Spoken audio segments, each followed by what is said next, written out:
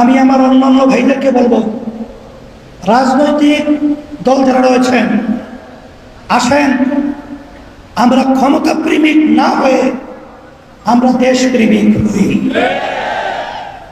আমাদের দেশের জন্য আমরা আমাদের কথা, কার্যক্রম, বক্তৃতা, আমাদের সমস্ত কার্যক্রমগুলো থাকুক সেইভাবে আমরা পথ চলি। একে অপরের প্রতি আমরা ঘৃণা সৃষ্টি না করে আমরা দেশ গড়া, মানবতার কল্যাণে এবং ইসলামের কল্যাণে কাজ করি।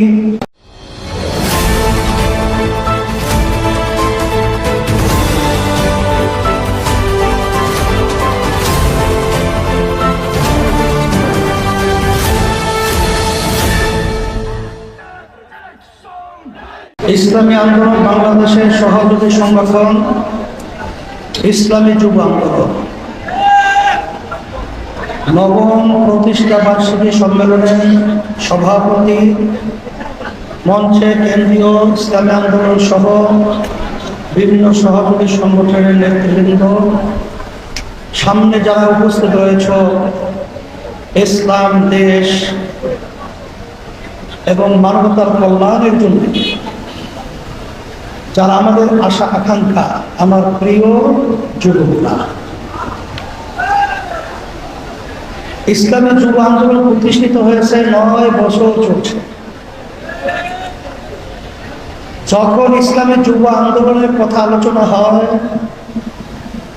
তখন আমার ভিতরে একটা ভয় কাজ করছিল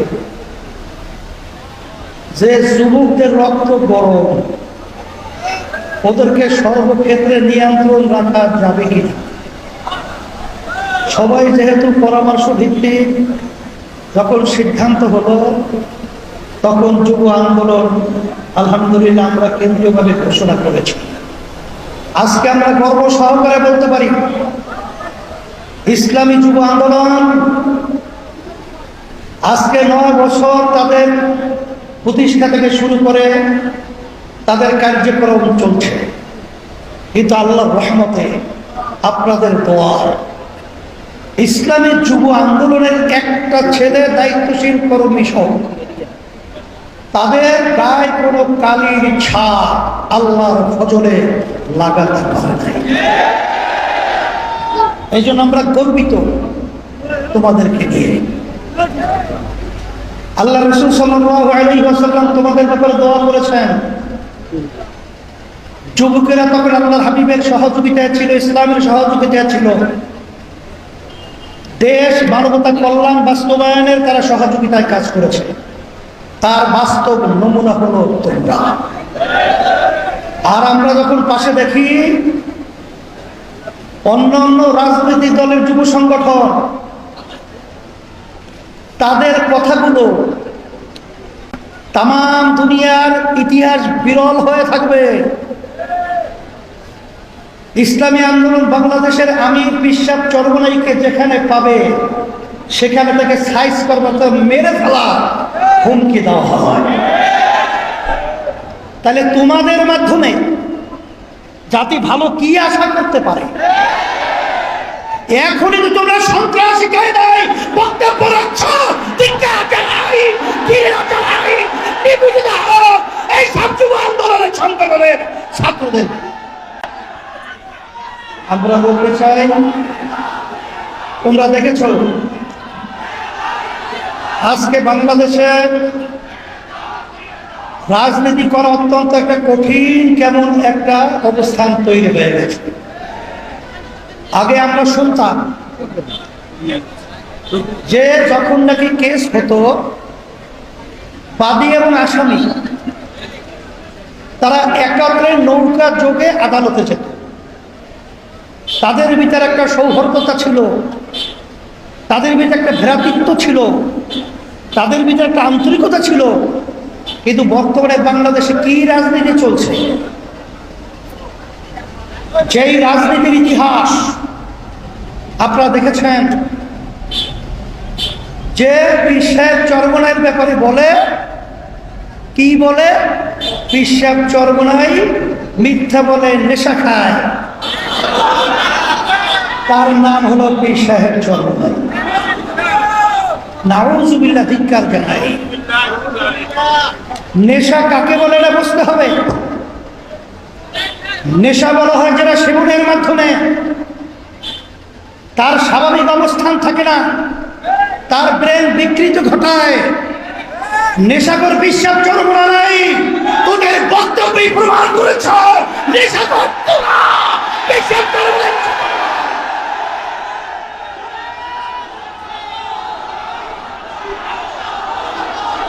এরপরে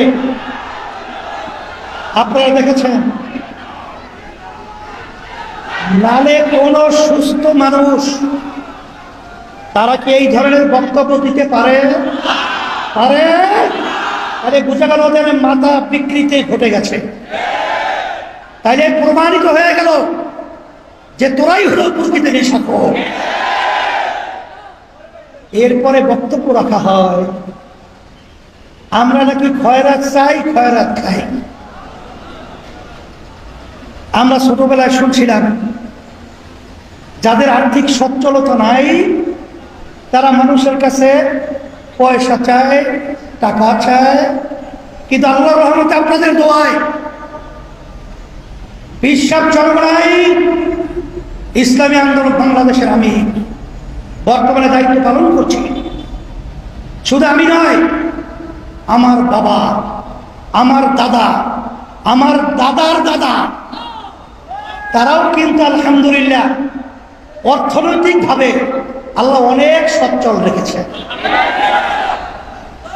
আমার আব্বাজান রহমাতুল্লাহি আলাইহি তিনি কিন্তু প্রথম জীবনে যখন হজ করেছিলেন তখন তিনি নিজের ব্যবসার টাকা দিয়া, দাদাজান থাকা অবস্থায় বাপের টাকা নেয় নাই, তার নিজের ব্যবসার টাকা দিয়া তার উপর হজ খরচ হয়েছে। সেই টাকা দিয়ে তিনি হজ করেছেন। আর তোরা বলছো আমরা ভিক্ষা করি, ভিক্ষা নেই। আসলে প্রকৃত ভিক্ষুক তারা। আজকে বাংলাদেশে প্রমাণিত হয়ে গেছে। আজকে সর্বক্ষেত্রে তোরা কানামাজি করো, তোরা আজকে ভিক্ষুক হয়ে বাংলার জমিনে ইতিহাস প্রকাশ করেছে। এই হিসাবে আমি বলবো যে আমাদেরকে বলা হয় বিভিন্ন সময় আমরা নাকি মূর্খ। মূর্খর ব্যাখ্যা কোনটা আমি তো জানি না, কারণ আমি তো দস্তখত করতে জানি। মূর্খরা দস্তখত করতে জানে না, আমি তো করতে পারি। তাহলে মূর্খ আবার পড়ে কিভাবে? আমি তো পড়তে পারি এবং আমি পড়াতেও পারি, তাহলে আমি মূর্খ হলাম কিভাবে? আসলে যারা এই বক্তব্য রেখেছে তারাই হলো জ্ঞান পাপী, তারাই হলো প্রকৃত মূর্খ। এই বাংলাদেশের মধ্যে সুষ্ঠু ধারা রাজনীতি করার মতো পরিবেশ কেমন জানি দিনের দিন নষ্ট হতে চলছে।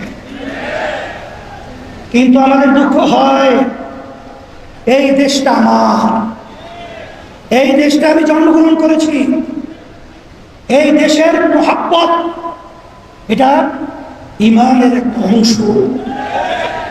সে লক্ষ্যে আপনারা দেখেছেন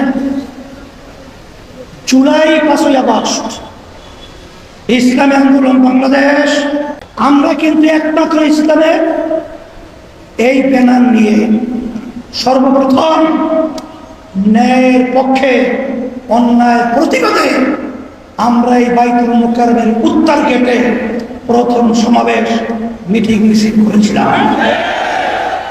আপনারা দেখেছেন 1987 সাল ইসলামী আন্দোলন বাংলাদেশ প্রতিষ্ঠিত হয়েছে। অদ্যাবধি পর্যন্ত আমাদের একটা এমপিও কিন্তু আমাদের দলীয় ব্যানারে সংসদে যায় নাই। এর অর্থ কি? আমরা তো দুর্বল না, কিন্তু আমরা চাঁদাবাজদের সহযোগী হই না, খুনিদের সহযোগিতা হই নাই, দেশের টাকা বিদেশে পাচারকারীদের সহযোগী ক্ষমতায় যাওয়া সেরই আমরা হই না। সেই হিসাবে এখন 5ই আগস্টের পরে সুন্দর একটা দেশ গড়ার মতো পরিবেশ তৈরি হয়েছে। আমি যুবকদেরকে বলবো, তোমরা যদি আজকে ন্যায়ের পক্ষে অন্যায়ের প্রতিবাদে আওয়াজ তুলতে পারো, তাহলে আল্লাহর রহমতে, আল্লাহর খাস মেহেরবানিতে এই দেশ একটা সুন্দর দেশে পরিণত হবে ইনশাআল্লাহ। সাথে সাথে আমি আমার অন্যান্য ভাইদেরকে বলবো, রাজনৈতিক দল যারা রয়েছেন, আসেন আমরা ক্ষমতা প্রেমিক না হয়ে আমরা দেশ প্রেমিক হই। আমাদের দেশের জন্য আমরা আমাদের কথা, কার্যক্রম, বক্তৃতা, আমাদের সমস্ত কার্যক্রমগুলো থাকুক সেইভাবে আমরা পথ চলি। একে অপরের প্রতি আমরা ঘৃণা সৃষ্টি না করে আমরা দেশ গড়া, মানবতার কল্যাণে এবং ইসলামের কল্যাণে কাজ করি। তোমাদের সকলকে ধন্যবাদ।